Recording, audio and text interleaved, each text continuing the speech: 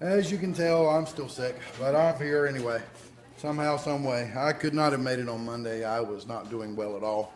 But luckily, my wife took over, and so that was so much better for me with a 103 temperature. But I'm at least don't have a temperature, but I can barely talk because I got scruffy voice and coughing and wheezing and all kinds of good stuff. So I'm not out of the woods yet, but I'm a darn sight better than I was on Monday. Give you guys some test results back, what little I got back so far. What did you guys think of the test?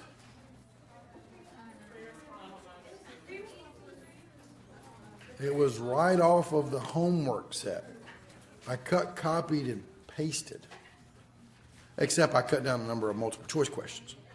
I only made 20 or 21 because I mislabeled it, and there's a bonus question. So the 21st question is a bonus question. But that being said, give you guys some statistical results to let you guys know. The class average on the multiple choice test was an 83. So that's not bad. I'm not disappointed in that.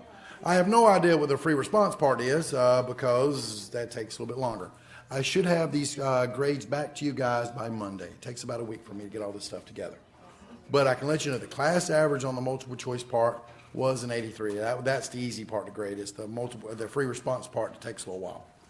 But like I said, the only other thing that I put on that multiple choice was one, you had to find the inverse. And I promised you guys which problem I was going to put on that inverse problem because it's the one you're going to see on the final exam. I guarantee you, they're going to give you f of x equals something like 5x plus 3 over x minus 2 or something like that. And you got to find the inverse of that guy. You also had to complete the square to figure out the center of a circle. But other than that, everything else is pretty much the same. You had to find the equation of a line. You had to move a function, shift, stretch, and reflect in order of operations to actually get what the resultant function is going to look like and stuff like that. So all in all, I'm actually not disappointed. The only two complaints that I have is two people did not bubble in their name on their OpScan sheet. So that's going to create a nightmare for me. But don't worry, I'll dig through all 120 OpScans and I'll find out who you are and figure out which one's going to be. Because interesting enough, it was one person with Part A and one person with Part B, which means mathematically I can solve this equation. So I can find out who it did, but I've got to go back and actually look through those tests and stuff. So remember, it's an OpScan. If you don't bubble in your name, you get absolutely zero credit for it. But I'll find out who you are and give you a grade. And one of those people, as embarrassing as it is, actually made 100 on the multiple choice. Actually better than that because it's out of a bonus of 21, so it's like made 105 on that thing. So if you forgot to bubble in your name and you got 105, how many points should I take off for spite? Making me go through this mess. 15? Okay, good. No, I won't do that. Just remember next time, don't bubble in your name and stuff. And the other thing that I heard was that there was a couple of students that wanted to hang out at the last minute. You got to remember, there's a class right after this one. And you have to turn in the test when the preceptor or myself or my wife, who's more in charge than I am, actually calls for the test. So she told me that there were a couple folks that wanted a few extra minutes and stuff, but she's trying to be fair, and there's a class right after this one. So we can't take it up right at 5 o'clock. We got to take it up a few minutes before 5 o'clock because we get ran over by, I think it's the chemistry department or something like that. You have to be out of here by 5. All right. All right. My goal is to scream at you with this gruffly voice the best I can to explain, well, we already finished up most of section 5.1, but I thought it'd be a good idea for me to kind of go back over it just a little bit before we finish up section 5.1 and then move on into section 5.2 and 5.3. Also, to let you guys know, and at the end of class, we, believe it or not, already have your homework number 2s up here. That was the kind of connection between the test and stuff. This was the key. If you studied the test, you should have studied the homework and stuff. So I have those things, and we're going to put them in alphabetical order once Andrew actually figures out what alphabetical order is, because I just dropped them up here. So ain't no telling what kind of order they're in right now. But they were in alphabetical order. I don't think they're in alphabetical order now, so good luck with that. All right. Okay. So here we go. Again, 5.1 review, because I covered this last time, but let's go over it again, make sure you guys are understanding this stuff.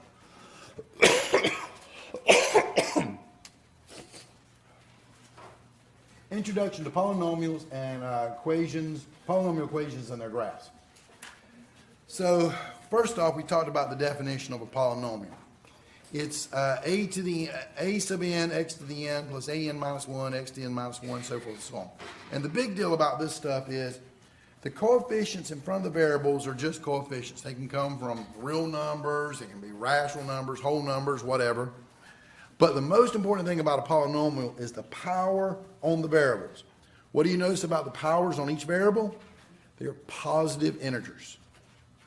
X to the fifth, 3x to the fifth, plus 7x cubed, minus 6x squared, plus 4x, and that's a constant, minus 1, that's officially times x to the 0, because anything to the 0 power is 1. This is the definition of a polynomial. Now, the idea of this, very, very important. We're going to be making you guys look for roots, zeros, x-intercepts. They all mean the same thing. They're fancy terms for where the function crosses the x-axis, x-intercepts. So, we had a theorem here.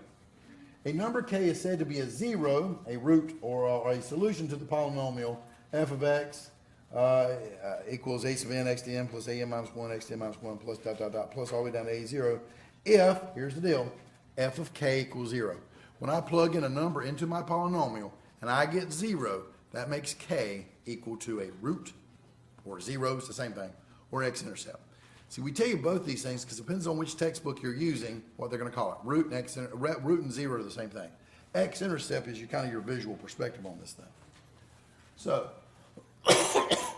to verify what we did last time, we were supposed to check to see that x equals 5 halves is a root to the polynomial 9x squared minus 4x equals 2x cubed plus 15. The first deal about polynomials is this. You don't want polynomial equations. You want to pull everything to one side and set it equal to your favorite number, 0. So you'll notice that's exactly what I did. I subtracted 2x cubed and I subtracted 15, and that gave me the polynomial f of x equals 2x cubed plus 9x squared minus 4x minus 15.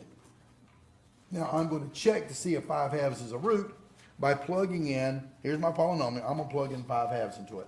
This is negative 2 times 5 halves cubed plus 9 times 5 halves squared minus 4 times 5 halves minus 15. And when you crunch all that out, thank you with the helpful use of the calculator, what did I get? 0. And when I got 0, that told me that this thing was a root. Determine if, that's a big question, if x equals 2 is a 0 to the polynomial. Notice that they're using these words interchangeable. Up here they used the word root. Down here they use the word 0. It means the same thing. So, but this one's nice because they went ahead and set it equal to 0. I got x to the fourth minus 3x cubed minus 10x squared equals 0. So when I plugged in 2, that's 2 to the fourth minus 3 times 2 cubed minus 10 times 2 squared, I got negative 48. If it was going to be a 0, what should I have gotten? This is why we call them zeros, think about it. I should have gotten 0, but did I get 0? No, you did not get 0. So the answer is no. This thing is not a 0 or root of this thing. Does that make sense? But now notice this next problem. And let me give you the hint of where we're going with this stuff. You got h of x equals 2 times x squared minus 4 times 3x minus 9. You were supposed to find all the solutions to the function when it's equal to 0. You're supposed to find the roots, the x-intercepts, the zeros. But what's nice about this thing is they went ahead and halfway factored it for you. You just had to finish the factoring. So I've got 2 times x squared minus 4 times 3x minus 9. The x squared minus 4 factors into the famous difference of squares. That's x plus 2 times x minus 2. And the 3x minus 9, I could pull out a 3, and that leaves me with 3 times x minus 3 equals 0.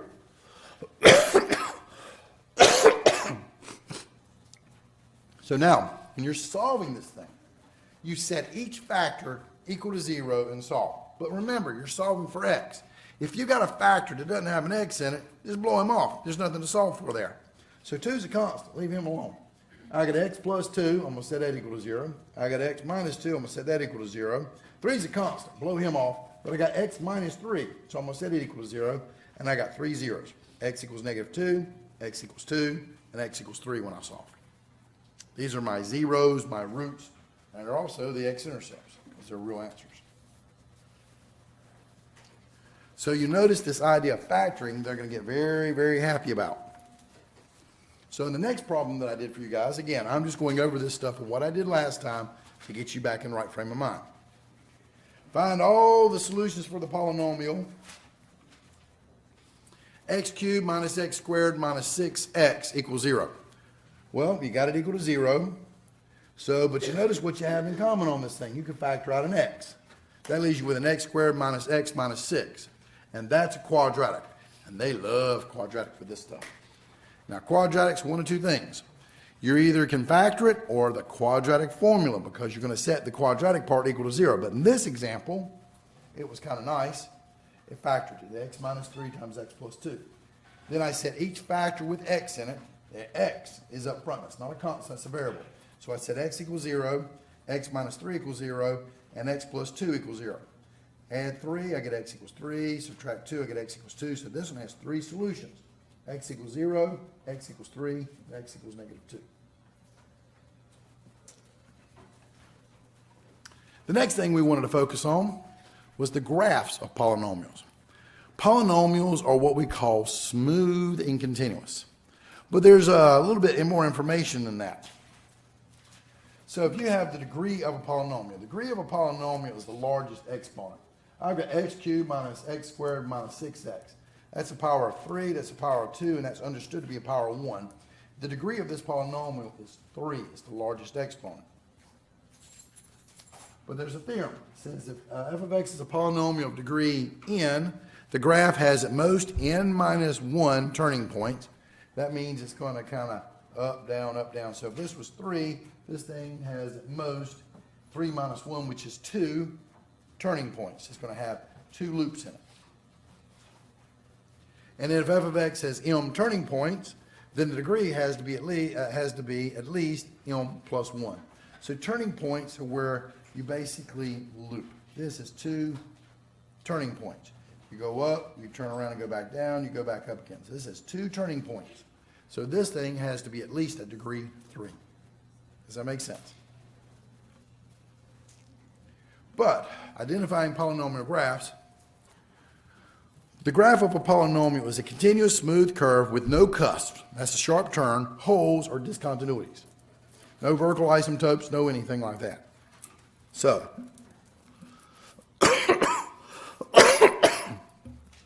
all right. So is this a smooth and continuous graph? Yes, it is. That makes this a polynomial. So the answer was yes. Is this a smooth and continuous graph? No, it's an absolute value graph, which makes a cusp, a sharp turn right at that point, negative 1 or something or other, which means no, it's not. Is this a polynomial? No, it has a vertical asymptote right at x equals 0, a point of discontinuity x equals 0, so no. Is this a smooth and continuous graph? Smooth and continuous, no sharp turns, and no vertical asymptotes, so yes, this one is a polynomial. So you can look at graphs and decide whether they're polynomials or not.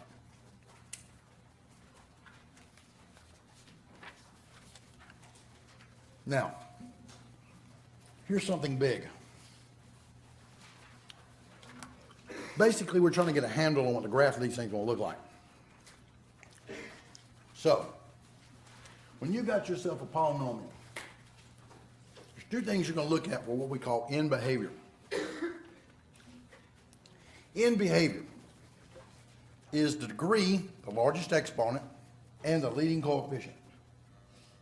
So, if the degree is even, it's going to rise on the left and rise on the right.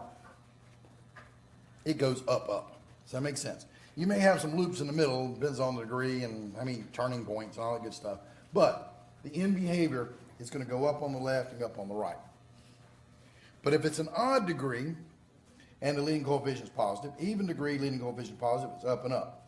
If it's an odd degree but the leading coefficient is positive, it's going to go down or fall on the left and rise on the right.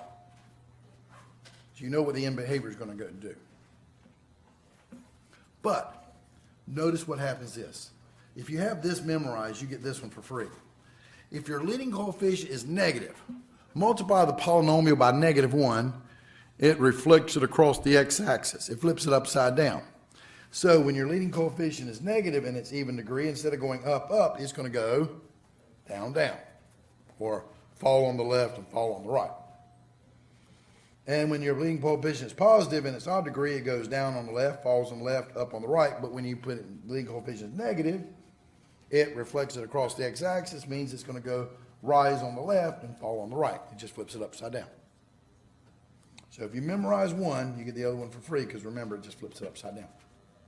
So you've got what the end behavior here is based upon odd and even degree and the leading coefficient, what the picture will look like. Now what goes on in the middle is going to be questionable. We're going to have to put those pieces of the puzzle together later. So I went and did these kind of problems for you guys. This one is 7x squared plus 9x. The degree is 2, largest exponent is 2, and the leading coefficient is 7. The degree is even, and the leading coefficient is positive. That means it's going to rise on the left, rise on the right. It's this scenario. But on this one, h of x is equal to negative 8x cubed plus x squared plus 3. The degree is 3, but the leading coefficient is negative. Degree 3 is odd, so it's got to go down, up, but the leading coefficient is negative, which means instead of going down, up, when it's negative, flips it upside down, it'll be rise on the left and falls on the right. It's all about the degree and the leading coefficient. Now this one, they love to do this to you guys on your Hawks homework sets as well as on the test and final exam. Look at this polynomial. F of x equals 7x squared minus 9x to the fourth. What is the degree of this polynomial? The degree is the largest exponent, which is what? 4. The degree is 4, which is even. But what is the leading coefficient? It's written out of order. They try to mess you up by putting it out of order, but the leading coefficient is the coefficient attached to the degree term. What's the leading coefficient? Negative 9. And it's negative. So I've got an even degree, but it's negative, which means it's going to fall on the left, fall on the right. It's this picture. Negative leading coefficient, even degree. This is what your end behavior is going to look like.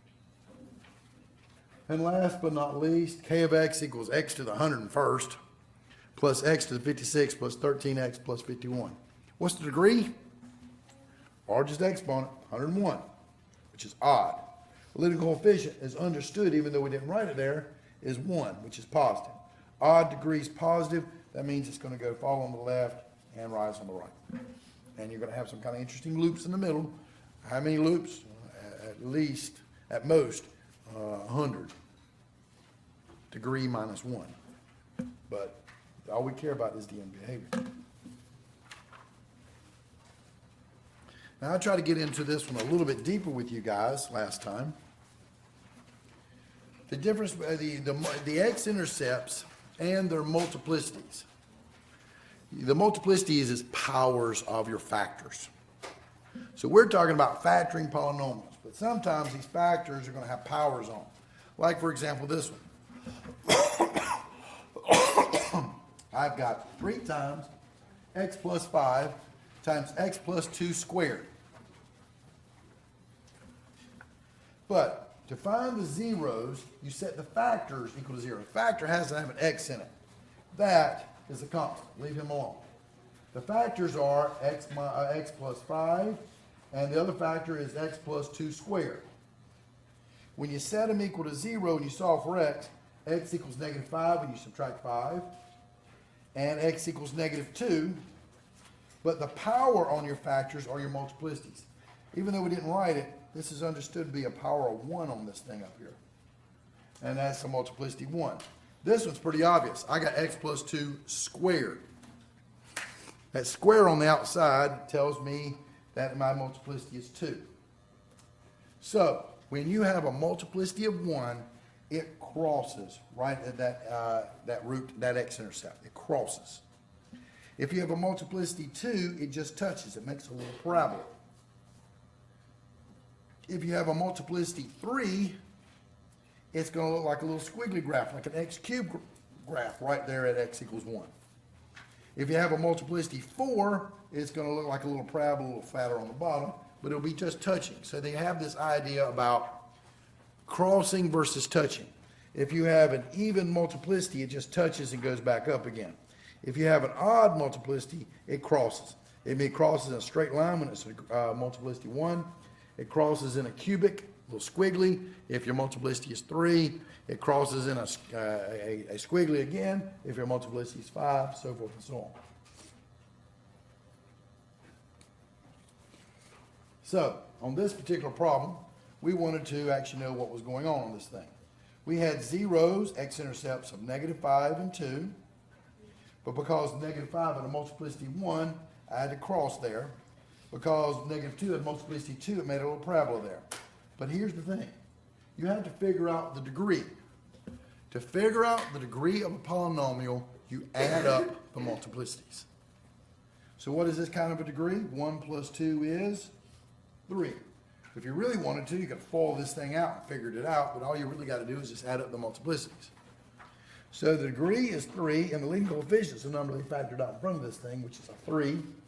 So this is an odd degree and a leading coefficient which is positive, which means it falls on the left and rises on the right. Now to connect your dots, I got to go back up here. I know I'm going to cross at -5 because it's a multiplicity 1, so it's a straight line.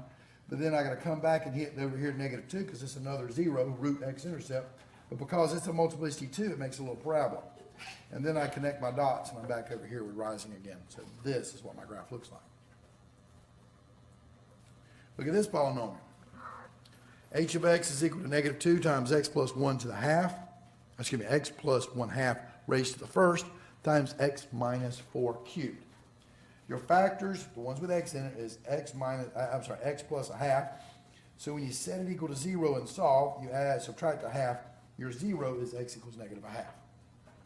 I've got x minus 4 cubed. The multiplicity is 3 because that's your power. And I said x minus 4 equal to 0. Add 4, I get x equals 4. The zeros are what makes the factors equal to 0. So you're solving them when you set them equal to 0. This is understood to be a power of 1, even though we don't typically write 1 there, which means I cross here, but with a cubic, I'm going to cross, but it's going to be a squiggly. But what's my degree of this guy? Add up your multiplicities. Tells me my degree is 4. But what is my leading coefficient? That's the number being multiplied out front. It's -2. So the degree is even, and the leading coefficient is negative. Even means it's going in the same direction, but negative means it's going to go down and down. And at a -1/2, I'm going to cross there with a linear term because it's going to go straight line. But it's got to come back down and cross over here at 4. But because it was a multiplicity 3, it's going to make a little cubic squiggly through it. But it crosses it, but it's going to be a squiggle. So it crosses at -1/2, it crosses at 4, but it's actually a scribble what's going on at 4. It looks like a cubic graph.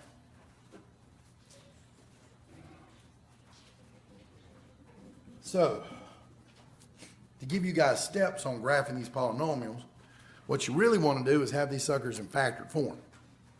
Determine the end behavior by using the leading coefficient test, which is your degree and the leading coefficient.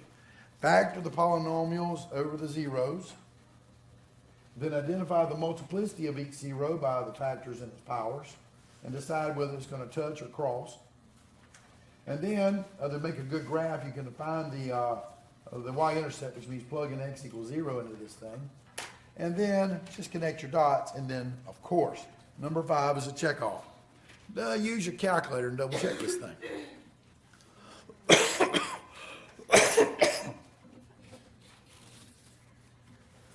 So, that's where I left off last time, so let's pick it up from there. F of x is equal to 3 times x plus 5 times x plus 2 squared. My factors are x plus 5 and x plus 2 squared. You're going to set them equal to 0 and solve for x to find the 0. When x plus 5 equals 0, you would subtract 5 from both sides, and what do you end up getting? X equals -5 is my 0.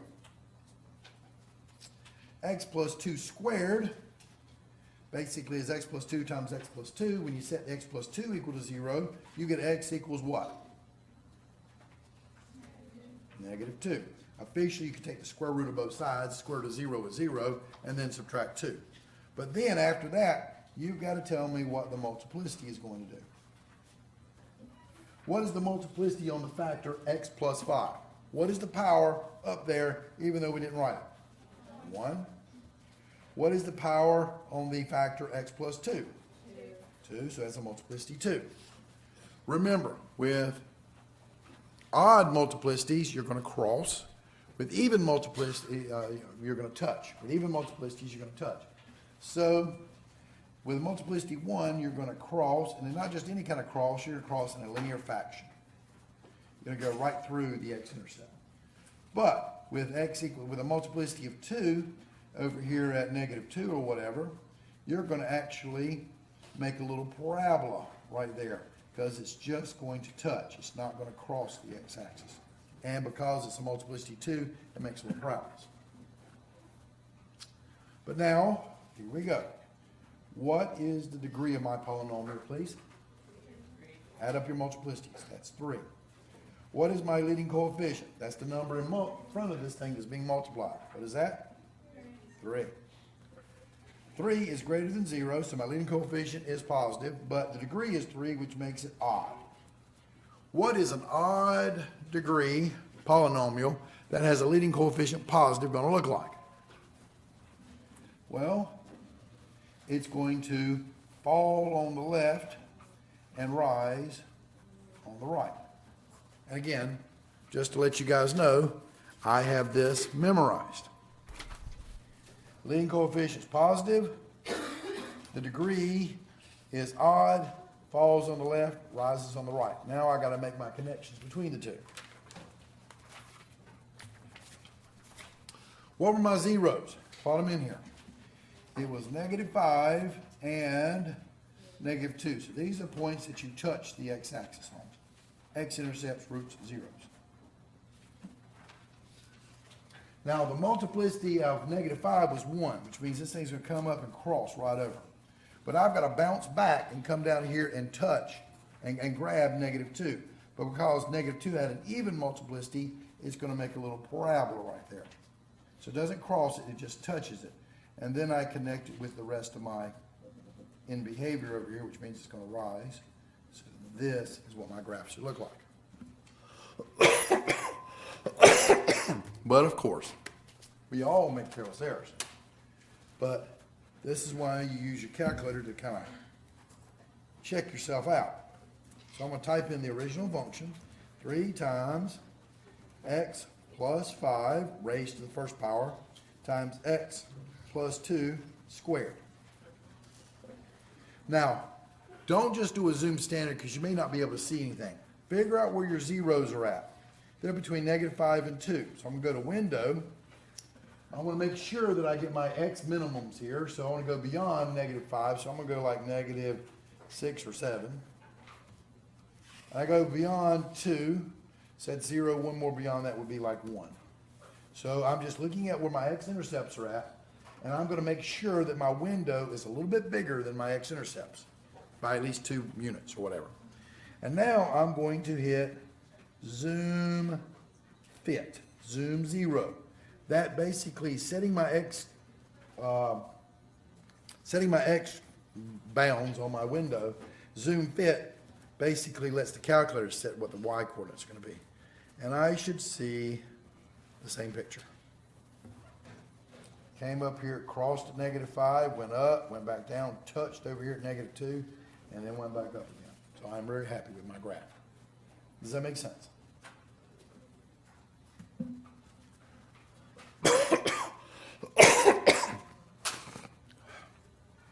Try this next one. F of x is equal to x to the 4th minus 2x squared plus 1. What's the problem with this polynomial is they didn't factor it, which means you got to factor it. But here's the deal. It's not a quadratic, but it's what I call a quadratic wannabe. It looks like a quadratic, except instead of x squared and x, I got x to the fourth minus 2x squared plus 1. So I'm going to factor it like it's a quadratic, because it's a quadratic wannabe. But what times what is x to the fourth? It'd be x squared, x squared. What times what is 1 that adds up to be 2? 1 and 1. Because it's a plus, they got to have the same sign. Since the middle term is negative, they both got to have minuses. Does that make sense? Well, let's factor some more, because x squared minus 1 is a famous difference of squares. How does x squared minus 1 factor? X minus 1 times x plus 1. And again, how does x squared minus 1 factor? X minus 1 times x plus 1. So, what I see here is I got x minus 1 times x minus 1, and I got x plus 1 times x plus 1, which makes f of x equal to x minus 1 squared times x plus 1 squared, because I got two factors of x plus 1, and I got two factors of x minus 1. So now I'm going to set this thing equal to 0 and set each factor. X minus 1 squared equals 0, and x plus 1 squared equals 0. And I'm going to solve for x. I'm going to take the square root of both sides and get x minus 1 equals 0, add 1 to both sides. I get x equals positive 1. I get x plus 1 squared equals 0, take the square root of both sides. Officially it's plus or minus, but it's plus or minus 0, so you get x plus 1 equals square root of 0 is 0, plus or minus doesn't matter. Subtract 1 from both sides, you get x equals negative 1. So here we go. What were my factors? X minus 1 squared and x plus 1 squared. What were my zeros or roots? 1 and negative 1. And what was the multiplicity? 2. Both had powers of 2. So what is the degree of said polynomial? 4. And what is the leading coefficient of the polynomial? Go back up here and you can read right off what the leading coefficient is. 1. It's the coefficient in front of that x to the fourth. It's 1. So I've got an even degree and a positive leading coefficient. Even degree, positive leading coefficient is going to rise on the left and rise on the right. Now, here we go. What points do I cross? Negative 1 and positive 1. But because the multiplicity is 2, we're just going to touch there. And we're going to touch in a little parabolic format because it's a degree 2 multiplicity. So, here's my 0 at negative 1, here's my 0 at positive 1. I come down here, but instead of crossing it, I'm going to touch in a little parabolic fashion because it was a multiplicity 2. And then I got to come back around and touch here at 1 because I can't cross because it's a multiplicity 2. And here's my end behavior right there, connect my dots. And if I really wanted to know, what would the y-intercept be? What is x what is y equal to when x equals 0? 0 to the fourth minus 2 times 0 squared plus 1 is what? 1. So I know this thing crosses at the point 0, 1 because that's the y-intercept. I plotted the y-intercept, and this is for your benefit. Y-intercept is x is 0, and you plug in f of 0, and you get negative 1. So it's the point 0, negative 1. 0, positive 1, excuse me. You get positive 1. So you get the point 0, 1. Now the last thing I'm going to do is make sure I didn't screw this thing up, is I'm going to go back to y equals on my calculator and type in the original function, because I could have screwed it up by factoring it or something weird like that. So it's x to the fourth minus 2x squared plus 1. And I'm going to hit my window because my roots are at negative 1 and positive 1, right? So I want to go a little bit beyond negative 1, a little bit beyond positive 1. So I'm going to go to negative 2 and positive 2, and then hit zoom fit. That allows the calculator to figure out what the y-coordinate should be to give me a good graph. Then I get this W-looking graph, which is exactly what I got. And in case you want to see it, it kind of plotted positive numbers here. So I could have put y as -1 down there so you guys can see the y-axis down there that I really did hit -1 and +1. There's my graph. Calculators are very helpful. Question? Yeah. Can you, go over again how you got the y-intercept again? Oh, what's the definition of y-intercept? You said x equal to 0. It's just an extra point that crosses the y-axis. The roots are the x-intercepts. Roots, zeros, x-intercepts, all the same thing. The y-intercept is where x equals 0 and you solve for y. So you plug in x is 0. So my function is x to the 4th minus 2x squared plus 1. So the y-intercept is x equals 0, right? So this would be f of 0, which is 0 to the 4th minus 2 times 0 squared plus 1. Well, 0 to the 4th is 0. 0 squared is 0 times 2 is 0. So that's 0 minus 0, which is 0, plus 1 makes it 1. So I have a point. X was 0, y is 1, and that's where you cross the y-axis at the point 0, 1. To find a y-intercept, you just plug in x is 0. That figures out where you cross the y-axis at. Now, they're going to ask you some interesting questions about this stuff. Kind of leads us back to kind of stuff we did before. Now, here's the deal. When you got f of x being greater than or equal to 0, this is where the graph is located above the x-axis. Okay? And I guess strictly, I want to be fancy about this. This should be strictly greater than 0, and this would be above the x-axis. When f of x is strictly less than 0, that is where it's going to be below the x-axis. Where x equals 0, f of x equals 0, that's the point, that's the x-intercepts, roots, zeros. So, we're going to ask you some interesting questions about this stuff. Here's some examples here. But on this particular example, they gave me a picture. They gave me some pictures of some quadratics. That's all right. For what value of x is x, and I'm going to, again, strictly do this, strictly greater than 0. I was going to do greater than 0. Okay? And for this one, I'm going to change it a little bit. Where is this function strictly greater than 0? For an equation to be greater than 0, the function has to be above the x-axis. Look at this graph and tell me where's my function above the x-axis. Well, there's my x-axis right here. Above the x-axis is this bolded part that I just bolded up there. Does that make sense? So, when you give an answer, you want it in interval notation. The interval works right off of the domain, which means you use the x-axis. So read this thing right off of the x-axis. Where is this function greater than 0? Well, what point is this right here? 0. What point is this one? 1, 2, 3. Count hash marks. So what is my answer? 0 to 3. But this is why I wanted to do this one. Because I made it strictly greater than 0. So right at 0 and 3, you don't hit the x-axis. But if I ask this, different question.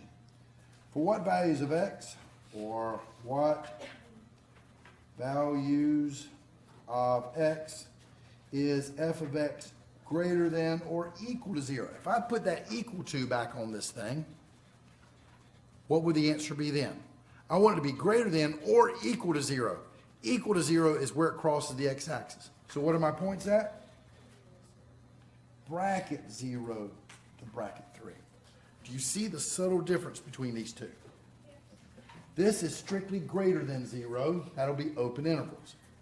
Greater than or equal to 0, you won't bracket because you want to include the endpoints because the endpoints are where it equals 0. So here's one right here. Where is my function f of x being greater than or equal to 0? I'll go back and put equal to 0 on this one. Greater than or equal to 0 means where is the function above the x-axis? Well, here's my x-axis. So it's right here and over here. Well, between these 2 points, I'm actually below the x-axis. Does that make sense? So what is my interval? This keeps on going forever and ever and ever, and you read it right off the x-axis domain number line. So what is my answer? Negative infinity, because it keeps on going, there's an arrow there. To what number? Negative 4. But because I put equal to, do you want to include the negative 4? Yes or no? Yes. Equal to means you want your endpoint. So include that point, bracket. But there's more points, so we put that little union symbol. I'll come back to the Hawk system here. And then, where am I picking it up at? What point is this right here? Bracket, because we actually hit that point. 0, 2, keeps on going. Remember, we're talking about x coordinates. Infinity. You're reading it right off the x number. So it's these numbers over here, and these numbers over here. And I'm just putting it in interval notation. This is my solution. Does that make sense? So, if you want equal to 0, you include the endpoints. If you want strictly greater than or less than, you don't include the zeros or the endpoints. So, polynomial inequalities. Express the inequality f of x is greater than or equal to 0, or f of x is less than or equal to 0, or greater than 0 or less than 0. Get the 0 on one side of the equation. You always set the equation to 0. Inequality. The second thing is, let the inequality be equal to and solve for x. Then plot the solutions on a number line. Then we're going to choose a test value from each interval and decide whether it's going to be greater than 0 or less than 0. Determine the intervals that make the inequality true and give the solution interval notation. So, here's a problem right here. X plus 1 times x minus 7 is less than or equal to 0.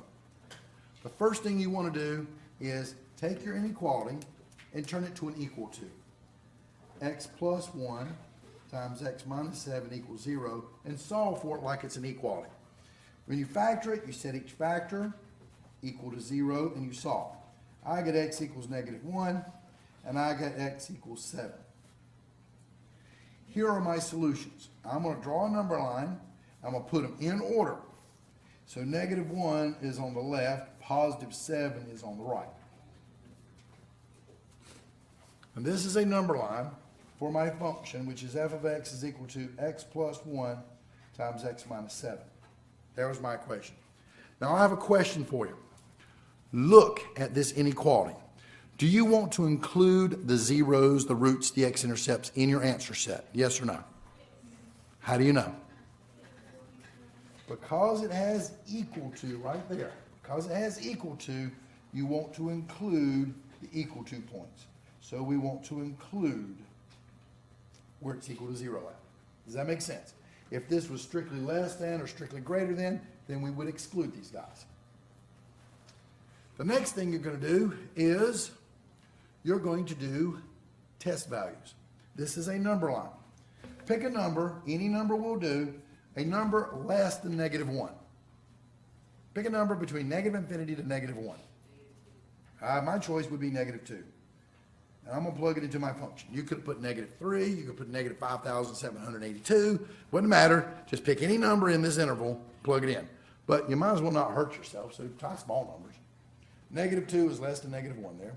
And plug it into my function, which was set to 0. This would be equal to negative 2 plus 1 times negative 2 minus 7. Let's crunch it out. What's negative 2 plus 1? Negative 1. What's negative 2 minus 7? Negative 9. What is negative 1 times negative 9? Positive 9. This is a number greater than 0. Do we want the answers greater than 0? What kind of answers did I want in this problem? Less than 0. So, I don't want these guys. Does that make sense? So put a bit of X by that one, because when I plug it in, I got positive number. So that means everybody in this interval is positive, but I'm trying to find where it's going to be negative at. So now, pick a number, another test value, between negative 1 and 7, and use your brain. Use your brain. Use your brain even more. What's between negative 1 and 7? It's really easy to plug in. Good choice. 0. Anytime you got to, don't get me wrong, any one of those points would have worked, but I'm not trying to hurt myself. So I like 0 because it's between -1 and 7, and that's an easy point to plug in. So this would be, plugging into my original function, 0 plus 1 times 0 minus 7. 0 plus 1 is 1, 0 minus 7 is -7, 1 times -7 is -7, and that is less than 0. That's a big check. So I want all the answers in this interval because they were negative. Over here, the answers were positive because it was a number greater than 0. I just want the negative ones. Now, pick a number bigger than 7. Good choice, 8. Plug it into your function, f of 8. This will be 8 plus 1 times 8 minus 7. 8 plus 1 is 9. 8 minus 7 is 1. 9 times 1 is 9, which is greater than 0, which makes these positive. But I don't want the positives. I want the less than or equal to zeros. I want the negatives. So the answer to my question in interval notation would be what? Because they equal to, I want to include my endpoints. And where was this function negative at? Between -1 and 7. So it's bracket -1, comma 7, bracket.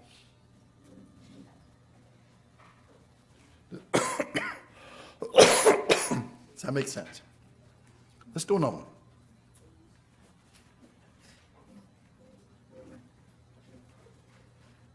Slide this one up a little bit. They tried to mess you up on this one because they gave you a standard quadratic type. I got 6x squared plus x is greater than 1. The first thing you got to do is you always set it to 0 because you're trying to figure out what's above the x-axis and below the x-axis. So you always want to set these functions equal or greater than equal or less than or equal to or greater than equal to or greater than 0 or less than 0. You always want to set them to 0. So my first move is to subtract 1. That's going to give you 6x squared plus x minus 1 is strictly greater than 0. Does that make sense? The next thing you want to do is factor it.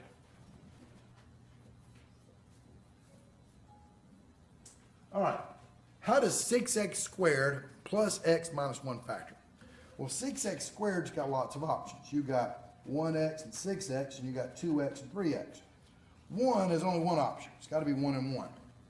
But because it's a minus, I'm going to multiply one of these numbers times one of these numbers and the other one times the other one, and they should subtract up to get 1x. So clearly, how's this thing going to factor? 2x, 3x, and 1 and 1. Because it's a minus, one's going to be plus, one's going to be minus. But when I'm folding it out, because the middle term is plus, I want the bigger number to be plus. So when I multiply the 3x times 1, that's the bigger one, that'll be plus, and the 2x times 1, that'll be a minus 2. So 3x minus 2x is -1. But, you know, I went really fast on this thing. You know what you should always do? Double check yourself. How do I double check myself? Pull it back out. Let's just double check. 2x times 3x is 6x squared. 2x times minus 1 is minus 2x. 1 times 3x is plus 3x, and 1 times minus 1 is minus 1. And that's greater than 0.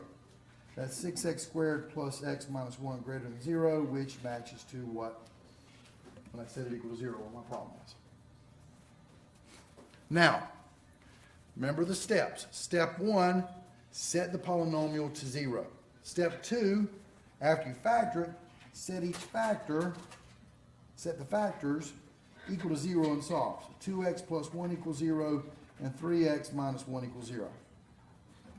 Well, they just love you on this one because it's fractions. So I'm going to subtract 1. I get 2x equals -1. Divided by 2, I get x equals -1/2. Over here, I'm going to add 1. That gives me 3x equals 1. Divided by 3, I get x equals 1/3. So here are my zeros. They are -1/2 and +1/3. But I have a question for you. You should always ask yourself this question. Do you want to include these zeros in your answer set? Yes or no? And why? Why? because the original inequality is strictly greater than zero. It doesn't say anything about equal to zero. Because it's not equal to zero, we use open circles. We can use parentheses and not include these endpoints. Now, here's my polynomial. I went ahead and factored it for you. F of x was equal to 2x plus 1 times 3x minus 1. And I'm going to plug in a number less than negative 1/2. What's your test value? Give me a number less than negative 1/2. Negative 1's a good choice. So f of negative 1 would be 2 times negative 1 plus 1 times 3 times negative 1 minus 1. 2 times negative 1 is negative 2 plus 1 is negative 1. 3 times negative 1 is negative 3 minus 1 is negative 4. And what's negative 1 times negative 4? Positive 4, which is greater than 0. It's positive. And what kind of numbers are we looking for? Positives or negatives? Greater than 0, we want positive. So this interval will be in my answer set. I want that guy. Pick a number between negative 1/2 and 1/3 and use your brain. Good choice. 0. So f of 0 would be 2 times 0 plus 1 times 3 times 0 minus 1. 2 times 0 is 0 plus 1 is 1. 3 times 0 is 0 minus 1 is minus 1. Positive 1 times negative 1 is negative 1, which means it's negative. And I don't want those guys because I'm trying to figure out where it is greater than 0. So I don't want these numbers in my interval. Now pick a number bigger than 1/3. Good choice, 1. So f of 1 would be equal to 2 times 1 plus 1 times 3 times 1 minus 1. 2 times 1 is 2 plus 1 is 3. 3 times 1 is 3 minus 1 is 2. 3 times 2 is 6. 6 is greater than 0, so it's positive there. So I want those points in my interval. So, here we go. What is the answers to this particular problem? Ran out of room, so I'm going to have to put my answers right here. Here we go. I want the answers between negative infinity to negative 1/2. But it's open circle, which means I want a what? Parentheses. Union, and the open circle, so we don't want to include the 1/3 to infinity. And that is the solution for this problem. Question? Yes? When you're like choosing the testing point, Yeah. does it matter what you plug in? Well, you can plug it into either the factored form or the non-factored form. Either one's okay, you get the same number. But you want to set it, you got to put into one that's compared to 0. The one, in this case, greater than 0. I could have plugged in either one of those two cases. You get the same number. The factored one is usually a little easier to handle. Other questions?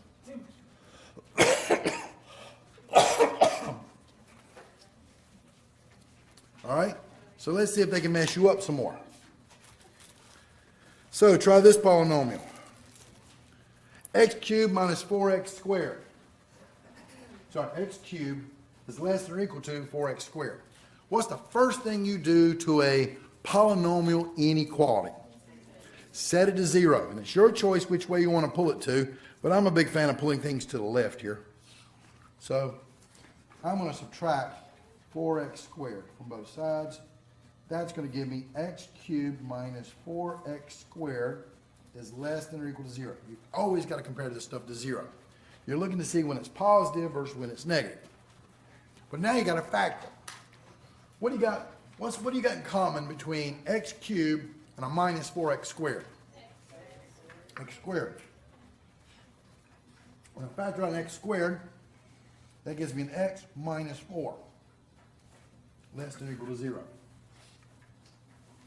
Now I'm going to take my factored polynomial x squared minus 4x, set it equal to 0, and set each factor equal to 0 and solve for x.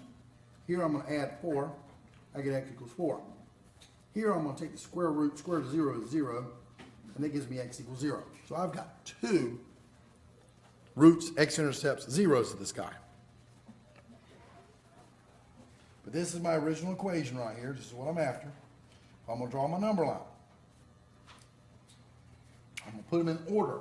Most important in order. Zeros on the left, positive 4s on the right. Now I got a question for you. Do you want your zeros to be part of your solution set? Yes or no? Yes. Why? Because they're equal to. So these will be filled in dots. Now, pick a number within your interval. And it doesn't matter which number you plug. And you can either plug it into this polynomial or this polynomial, but you got to set it equal to 0. So I'm going to use the factor polynomial because it's easier. X squared times x minus 4. This guy here. Pick a number less than 0. Good choice. -1. This will be -1 squared times -1 minus 4. -1 squared is 1. -1 minus 4 is -5. 1 times -5 is -5. It's negative, which means it's less than 0. Do I want these answers in my solution set? What kind of answers am I looking for? Less than 0. Now I want the negative, so I want this guy. This interval should be in my answer set. Now, pick a number between 0 and 4. I choose 1. So f of 1 would be 1 squared times 1 minus 4. Right. 1 squared is 1. 1 minus 4 is -3. 1 times -3 is -3. It's still less than 0. So, do you want these numbers? Yes. Yes, you do. These are still negative.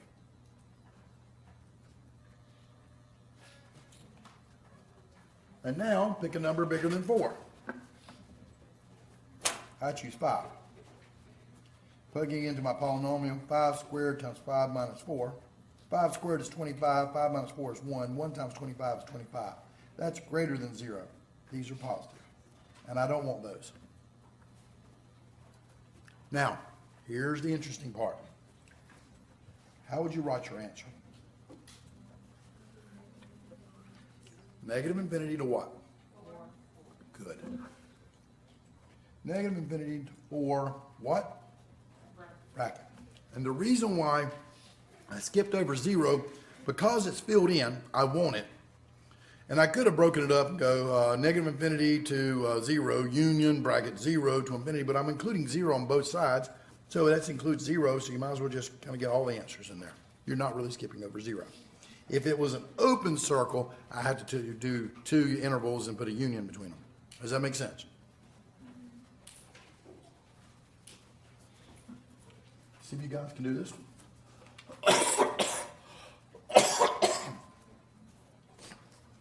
All right.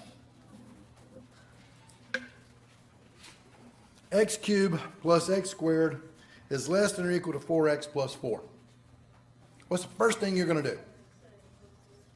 Set it to 0. Minus 4x, minus 4x, minus 4, minus 4. That's going to give me x cubed plus x squared minus 4x minus 4 is less than or equal to 0. Now this should scare you because I'm bringing back stuff we covered way back in chapter 1 and 2. How are you going to factor this thing? It's a special type because you got 4 terms. A polynomial with 4 terms, if you're going to factor it, is probably going to be factored by this. Factor by grouping. You remember doing that? Good, because it's on your final exam. All right, so factor by grouping. You group the first 2 guys together and the last 2 guys together. What do you got in common between x cubed and an x squared? X squared. You can factor out an x squared. You're left with x plus 1. What do you have in common between negative 4x and a minus 4?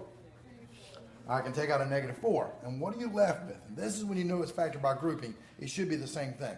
When I pull a negative 4 out of a negative 4x, I'm left with an x.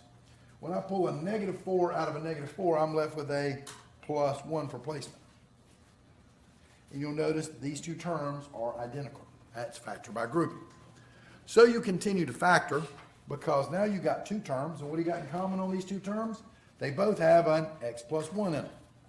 So you factor out the x plus 1, and out of this first term, you're left with the x squared. And on the second term, you're left with the minus 4. Is less than or equal to 0. But you're not done factoring. How does x squared minus 4 factor? Difference of squares, very good. So this is x plus 1 times x minus 2 times x plus 2, difference of squares, is less than or equal to 0. The next thing you do is you set your polynomial, x plus 1 times x minus 2 times x plus 2 equal to 0, and then you set each factor equal to 0 to get your roots, zeros, x-intercepts. What do I get for x? For roots, zeros, x-intercepts, whatever you want to call them. Solving for x here, I would subtract 1 from both sides, and that gives me x equals -1. Here I would add 2 to both sides, which gives me x equals +2. And here I would subtract 2 from both sides, and this gives me x equals -2.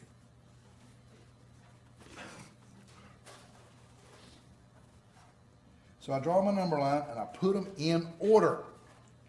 -2 is the smallest, then comes -1, and then comes +2. My polynomial in factor form was this x plus 1 times x minus 2 times x plus 2. But I want to know where it's going to be less than or equal to 0. So now I'm going to literally do some test values. All right, pick a number between -infinity to -2. -3, good choice. Plug it in, there'll be -3 plus 1 times -3 minus 2 times -3 plus 2. -3 plus 1 is -2. -3 minus 2 is -5. -3 plus 2 is -1. -2 times -5 is +10 times -1 is a -10. This is a negative number. What kind of numbers am I looking for? Less than. These are negative, so I want less than. Oh, I went way too far there. But here's my point. Do I want to include the -2 my 0 in this thing? Because the equal to, I'm going to put a fill-in dot. I got carried away there. It's just the negatives over here. So let's go over here and pick another number. Pick number between, here we go, between -2 and -1. -1.5, that's your real choice there. Okay? So f of -1.5. This would be -1.5 plus 1 times -1.5 minus 2 times -1.5 plus 2. Let's see how good in fractions you guys are. So let me blow this up so you guys can see this. What is -1.5 plus 1? 0.5. What is -1.5 minus 2? -3.5. What is -1.5 plus 2? +0.5. All right? Let's see here. This is, oh, wait a minute. Let's see. That'll be, that's a minus. 1.5 minus. Okay. So let's do some math here. What is 0.5 times -3.5 times 0.5? Well, let's see here. -1.5 plus 1. Oh, that's a bad typo. Thank you. Let's try that again. -1.5 plus 1 is -0.5. -1.5 minus 2 is -3.5. And -1.5 plus 2 is +0.5. So let's try that again. What is -0.5 times -3.5 times 0.5? 0.875. I don't care what the number is. What's the sign of it? Positive. Greater than 0. So these are positive in here. Which I don't want those guys. I want the less than or equal to zeros. All right. Pick a number. Use your brain. Between -1 and 2. 0. When I plug in 0, I get 0 plus 1, which is 1. 0 minus 2, which is -2, and 0 plus 2, which is +2. I can do that kind of math in my head. 1 times -2 times +2 is a -4. It's negative, so it's in here, and because I want less than or equal to, I want my zeros because they're equal to, and I want these intervals. And one last number. Pick a number bigger than 2. I'm going to read them all in here. I choose 3. F of 3 would be 3 plus 1 times 3 minus 2 times 3 plus 2. 3 plus 1 is 4. 3 minus 2 is 1. And 3 plus 2 is 5. 4 times 1 times 5, I don't need a calculator for that. I get 20. Right? It's positive. And I don't want positives, I want less than 0. Does that make sense? So, what is the answer to my problem here? Negative infinity to negative 2. Because I want the equal to, that's going to be a bracket. Union bracket negative 1 to 2. There's my solution. Is this stuff hard? No. Is this stuff tedious? Oh, Lord, yes. Very tedious, but it's not hard. But I'm doing the same thing over and over and over again. Does that make sense?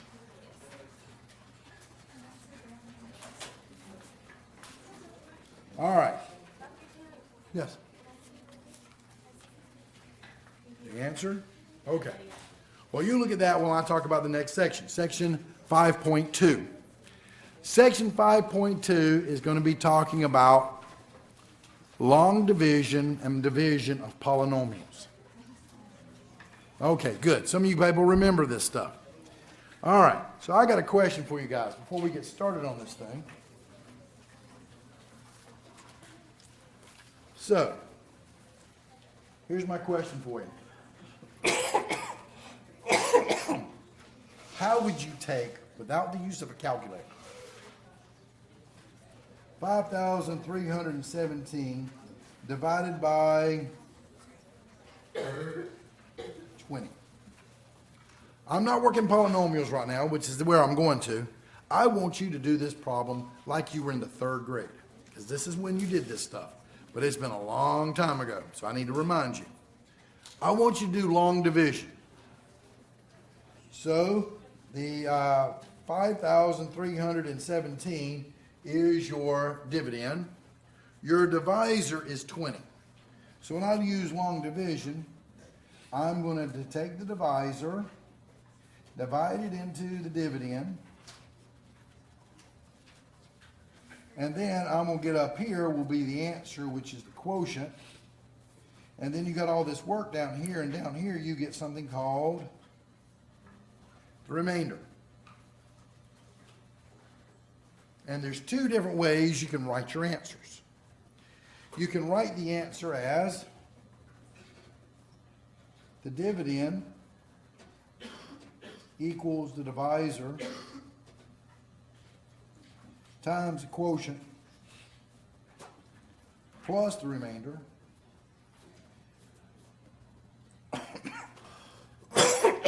or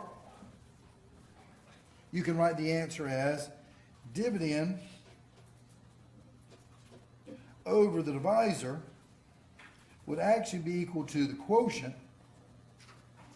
plus the remainder, but to write the remainder in this format, it's in fractional format. You got to write remainder divided by divisor. And you need to be familiar with both ways, the division algorithm way and the standard division way. So, let us practice. All right, 5,317 divided by 20. Here we go. 20 divides into 5,317. No calculator, kids, so hey, do it by hand. 20 doesn't go into 5. 20 goes into 53. How many times? So how many times does it go in without going over? And you put it up here, 2. Then you multiply. 2 times 20 is 40. And then, mathematically, what do? Subtract. And what are you left with? 13. And 20 doesn't go into 13, so you bring down your next number. 131. How many times does 20 go into 131 without going over? 6 times. So I put the 6 up here. 6 times 20 is 120. 6 times 0 is 0. 6 times 2 is 12. Now what am I going to do? Subtract. And then I get, what's 131 minus 120?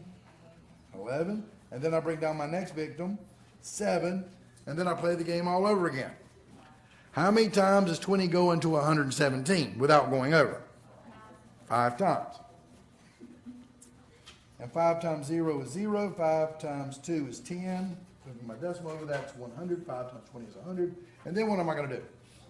Subtract, and I get 17. And when I run out of terms, what's this guy called?